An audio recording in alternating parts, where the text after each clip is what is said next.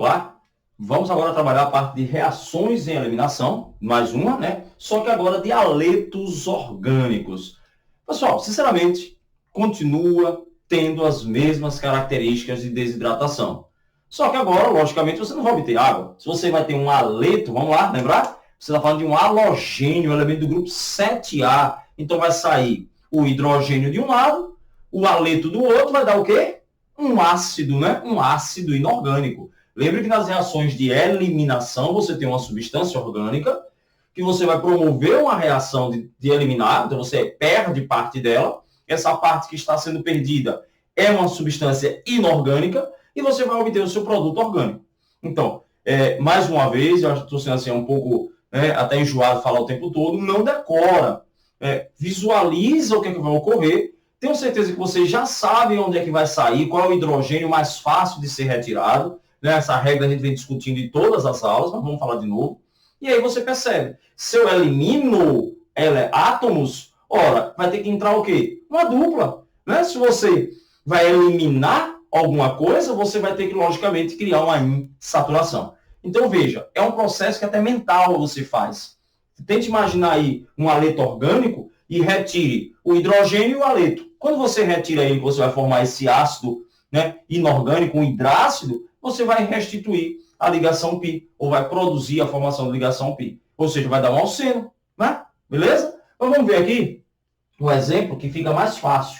Agora, é muito interessante que vocês, a cada exemplo que passe, tente visualizar isso mentalmente. Porque quando você visualiza mentalmente, rapidamente você já sabe o produto. Muitas vezes sem precisar, inclusive, fazer a reação. Então, vamos lá. Vamos pegar aqui um exemplo qualquer. CH3, traço CH, vamos colocar aqui, ó, um BR, traço CH3, traço CH3. Vamos lá. Então, perceba que eu tenho, nesse caso, no primeiro exemplo, eu coloquei bem simples. Professor, por que esse exemplo é simples? Porque todos os hidrogênios que estão ao lado dele, do bromo, são iguais, são carbonos primários. Então, não existe possibilidade. Você só vai formar um composto, uma substância. Então, nesse caso, é simples. E aí eu vou reagir. Como é que eu vou promover essa desidratação?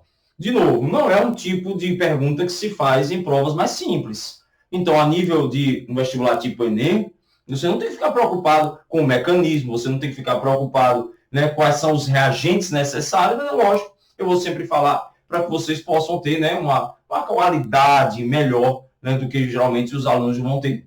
Então, esse tipo de reação, diferente das desidratações, ela não ocorre em meio ácido, ela ocorre em meio básico, uma base muito forte, Porque, na verdade, essa reação aqui, ela não ocorre de uma única etapa, ela é chamada reações em duas etapas, bimoleculares, ou seja, a velocidade dessa reação, isso é uma curiosidade, por favor, ela não depende da concentração de apenas uma das substâncias, ela depende das duas. Lembra lá um pouquinho de cinética química? Eu vou colocar aqui, mas vou apagar, viu? Lembre que a velocidade de uma reação é diretamente proporcional à concentração dos reagentes. Só para matar, às vezes, a curiosidade de vocês, como fazer geralmente Enem, e não cobra essas questões de quantas etapas, se ela é única etapa, duas etapas, como é que a gente fala, eliminação 1, eliminação 2, esse 1 e 2 indicam o número de etapas, ou, no caso, de qual é o coeficiente estequiométrico, o exponencial, a ordem de grandeza, na verdade, dessa minha reação. Então, vamos lá. Se essa reação dependesse apenas da concentração do meu produto, da minha substância orgânica, ela seria de ordem 1. Então, eu diria que vai ser uma reação que ocorre apenas em primeira ordem. Seria uma reação de eliminação de ordem 1. Como essa reação ocorre com o produto orgânico e o KOH, os dois importando para a reação, ou seja, a concentração dos dois é fundamental, a gente então vai dizer que essa é uma reação que ocorre de segunda ordem. Isso é só curiosidade. Então, essa reação é uma reação de segunda ordem, ou seja, ela ocorre pela concentração dessas duas substâncias, são fundamentais para que ela ocorra. Então, eu tenho o hidróxido de potássio, o meu haleto, e ela ocorre também em presença de álcool. O álcool seria o meu catalisador dessa reação. Então, vamos lá. sem muita frescura, né, você pode imaginar de cara, vai sair o bromo de um lado e o hidrogênio do outro. Aonde sai o hidrogênio e o bromo, se coloca, logicamente, a dupla ligação. Se você quiser visualizar, sem também muita frescura, o que vai acontecer? O potássio vai reagir com o bromo, vai formar KBr, e o hidrogênio com a hidroxila, formando água. Apesar de não ser uma reação de desidratação, a eliminação também de água. E aí, quando você tira, né, o bromo, tirei o bromo, vamos fazer aqui, vamos colocar assim para ficar visualmente melhor, CH2, vamos colocar o hidrogênio aqui, e você retira também o hidrogênio, esse carbono vai ficar com uma valência livre, esse carbono fica com uma valência livre. Aqui haverá a formação da minha dupla ligação. Ou seja, o produto orgânico obtido, vamos colocar aqui um mais, será quem? CH2 dupla CH3 traço CH3. Certo? É claro que no vestibular, onde ele pergunta sempre o produto dessa reação, é fácil. Tirou hidrogênio, tirou bromo, fez a dupla ligação, ou seja, deu um alceno.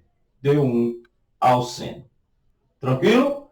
Fácil? Espero que tenha sido. Vamos fazer um exemplo 2. Nesse exemplo 2, eu vou colocar aqui com vocês dupla possibilidade e mais uma vez a gente discute quais são essas possibilidades e qual é a prioritária. Prioritária não é única, pessoal, é a mais importante, a que ocorre em maior quantidade.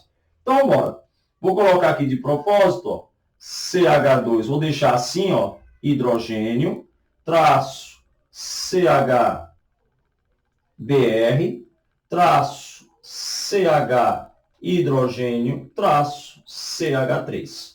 Então, eu tenho aí o 2-bromo-butano, e aí eu teria duas possibilidades de retirar esse hidrogênio. Ele pode sair do primário ou ele pode sair do secundário. Vamos colocar a reação em presença de uma base forte e de um álcool. Essa reação vai ocorrer. O que é que vai acontecer? O bromo sai com o potássio formando meu KBr, vou colocar aqui eles, depois eu coloco os orgânicos, mais o hidrogênio com a hidroxila. Aí onde está? Qual hidrogênio sai prioritariamente, pessoal? 3 segundos. Já foi. Tenho certeza que todo mundo acertou. Tenho certeza mesmo. O secundário. Por que o secundário? Porque é muito mais fácil, muito mais estável, um radical secundário do que o primário. Por que, professor? Repulsões eletrônicas. A repulsão aqui é muito maior, então esse hidrogênio ele sai com maior facilidade. Então, de qualquer maneira, você vai obter, né, além da água, vamos colocar aqui, né, os meus dois produtos, sendo o prioritário, vamos colocar aqui, o secundário. Ou seja, eu vou formar como produto principal o buteno 2. O buteno 2. Esse, né, o but2-eno, é meu produto principal e posso também eliminar aqui no primeiro, ficando CH2, dupla CH, CH2, CH3, o but1-eno também sendo formado. Lógico que o but2-eno ele é muito mais probabilístico justamente pela saída. Lembre-se, quando você fala em sair, mesmo que não haja uma substituição, né, é uma eliminação, então você não vai ter formação de 2, vá pela lógica. O terciário sai primeiro, o secundário depois e o primário depois. Por quê? Repulsão. Ou, de novo, bater na mesma tecla, a brincadeira da mesa. Quanto mais afastado você ficar da galera que não presta, mais você vai aguentar essa mesa. Se ninguém presta do seu lado, você ficar no meio da mesa, você não dura, pai. Só se você for masoquista, você não dura nem 5 minutos. Imagine, um bocado de gente falando um bocado de besteira, né? Que ultimamente é o que mais tem, um bocado de fake news, aí você tem que ouvir, né? Que não pode, vamos lá, para deixar registrado, que não pode colocar, né, o medidor do termômetro na testa, porque vai causar um problema numa glândula lá no meio do diabo do seu cérebro. mas pode botar no pulso. Então, eu não estouro o pulso. Então, a pessoa numa mesa, um bocado de gente dizendo que isso é verdade. Bom, eu não duraria nem 10 segundos em qualquer lugar dessa mesa. Mas se a gente estivesse no meio, aí a gente saía rápido. Se a gente estivesse na ponta e não ouvisse tanta bobagem, de repente a gente faz tempo um pouquinho mais nessa mesa. Certo? Então, a brincadeira é essa aí. Né? Quanto mais afastado do meio, menor a repulsão, então mais estável eu sou. Ou a dificuldade de sair será um pouco maior do que quem vai estar no meio dessa mesa. Certo? E brincando nessa fake news, o povo precisa saber um pouquinho sobre Planck e a quantização de energia, né, pessoal? Infravermelho, abaixo do vermelho, a quantidade de energia estupidamente pequena. A gente recebe muito mais energia do Sol, que é o ultravioleta, do que um pobre do infravermelho, certo? Mas é muita ignorância, é só aquele velho desabafo, né, que a gente não faria em sala de aula, mas não tem sala de aula para fazer, certo? Um beijo e até a próxima.